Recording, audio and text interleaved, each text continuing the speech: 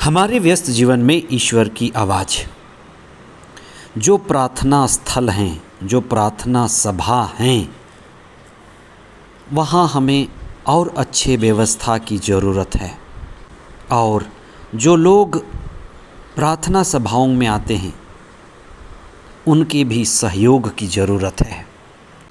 कई प्रार्थना सभा में, प्रार्थना स्थल में कुछ ऐसे लोग होते हैं जो श्रद्धा और प्रार्थना के माहौल को बिगाड़ते हैं। आज के पहले पाठ में ऐसी ही बातों को बताकर हमें सचेत किया गया है कि कुछ अचेतन लोग, अबोध लोग प्रार्थना सभा में आते हैं। इसलिए सभा की ओर से अच्छे व्यवस्था और जो लोग आते हैं उनके तरफ से सहयोग की ज़रूरत है। 24वां सामान्य सप्ताह 16 सितंबर 2024। पहला पाठ कुरिन्थियों के नाम संत पौलुस का पहला पत्र अध्याय 11 पद संख्याएँ 17 से 26 तक और संत लूकस का सुसमाचार अध्याय 7 पद संख्याएँ 1 से 10 तक। सभी धर्मों में अच्छे लोग हैं और ये लोग सरल हैं, सहज हैं, लोकधर्मी हैं।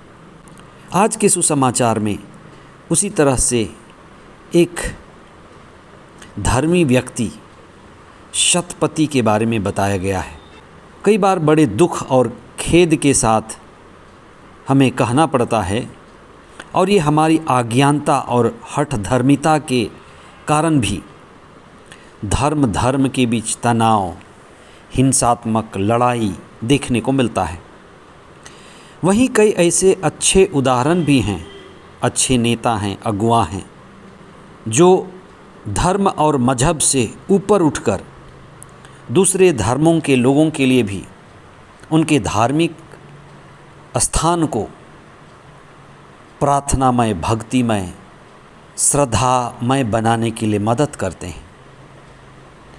आज के सुसमाचार में एक शतपति जो रोमी व्यक्ति था, उसके प्रार्थना स्थल बनाने और ऐसे व्यक्ति के द्वारा जो बात हमें समझने के लिए मिलती है कि कई ऐसे लोग हैं जो धार्मिक सद्भावना के लिए काम करते हैं, धार्मिक सहिष्णुता के लिए काम करते हैं। वे एकता और सहिष्णुता के प्रतीक हैं। आज के सुसमाचार में शतपति जो एक रोमी प्रशासक का अधिकारी था, यहूदियों के लिए प्रार्थना घर बनवाया था और यहूदियों के साथ अलग धर्म, अलग समुदाय होकर भी उनके साथ घुल मिलकर रहता था। और जब उसका एक नौकर बीमार पड़ा और वह सुना कि ईसा के द्वारा नौकर को चंगाई मिल सकती है, तो वह ईसा की खोज में निकला और उन्होंने लोगों से आग्रह की कि वे ईसा का सहयोग पाना चाहते हैं और उन्होंने ईसा को जीवित परमेश्वर का पुत्र माना। शतपति के नौकर के प्रति इतने प्रेम और ईसा और ईश्वर के प्रति इतनी ऊंचे विश्वास देखकर ईसा को भी बड़ा आश्चर्य हुआ। हम शास्त्रों को पढ़ें, हम सत्य की खोज करें, सहिष्णुता के लिए, सद्भावना के लिए काम करें। आज के पहले पाठ में सुसमाचार के विपरीत एक ऐसी स्थिति के बारे में बात कही गई है जहां लोग प्रभु भोज के नाम पर इकट्ठे तो होते हैं, पर वहां घटना अभद्रता की होती है। प्रार्थना के नाम पर सभा में आने वाले लोग खाने पीने में असंयम बरतते थे। संत पौलुस उनसे निवेदन करते हैं कि प्रभु भोज के माहौल को ना बिगाड़ें। इसलिए हम सभी लोगों की ये जिम्मेदारी बनती है कि हम प्रार्थना स्थल को, प्रार्थना सभा को, प्रार्थना स्थल के पवित्र स्थान को भक्तिमय, श्रद्धामय बनाए रखें।